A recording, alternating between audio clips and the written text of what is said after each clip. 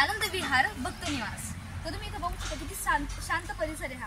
आणि इथं हा एक देखावा आहे विठ्ठल माऊलीचा। तर बघू शकता किती छान देखावा आहे। इथं फुलांची झाडं सुद्धा आहे, जसं चाफ्याचे झाड आहे। इथं सुद्धा तुम्ही बघू शकता किती छान छान झाड आहे। इथं टोटल 700 रूम आहे, non AC, AC, 3 bed, 4 bed, 6 bed. तर हे असं खूप शांत परिसर आहे। आपण बघूया या देखावामध्ये काय काय दिसतं आपल्याला। तर आपण बघू शकतो की विठ्ठल माऊलीचे जे खांद्यावर बसलेले आहेत आणि ज्यांनी पुस्तक धरलेलं आहे ते आहे संत ज्ञानेश्वर महाराज। विठ्ठल माऊलीच्या गळ्यावर बसलेले विना करून जे आहे ते आहे संत तुकाराम महाराज। त्यानंतर उभे आहेत ते आहे संत नामदेव महाराज। त्यानंतर जे असे अर्जुन उभे आहेत ते आहेत संत सोपनदेव महाराज।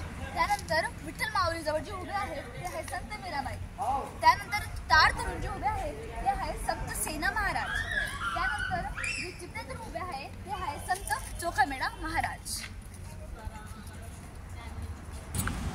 तर आपण बघू शकतो की इथं आहे रिसेप्शन, तिथं पाण्याची आरोग्य सुविधा आहे।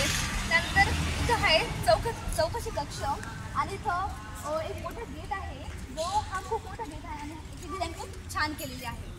आपण इथं बघू शकतो की इथं खूप फुलांची झाडं लावलेली आहे आणि हे फुलं किती सुंदर दिसतात। इथं आपण निसर्गाचा अनुभव घेऊ शकतो।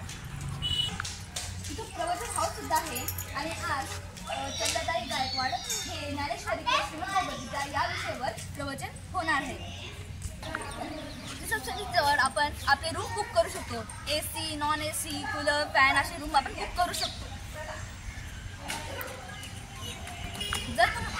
जर तुम्हाला रूम बुक करायचे असतील तर तुम्हाला आधार कार्ड, पॅन कार्ड किंवा ड्रायव्हिंग लायसन्स याच्यापैकी एक तुम्हाला आणणे गरजेचे आहे।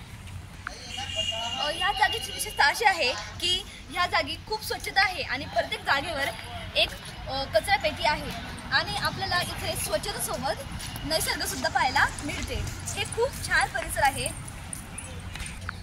इथं आपण बघू शकतो की इथं चांदणीच्या फुलांचं झाड सुद्धा आहे आणि त्याचसोबत इथं कमळाचं झाड, कमळाचे फुलं सुद्धा आहेत। हे खूप सुंदर फुलं आहे कमळाचे। इथं पर्पल आणि पिंक कलरची कमळाचे फूल दिसत आहे आपल्याला। पर्पल कमळाचे फूल खूप सुंदर आहे।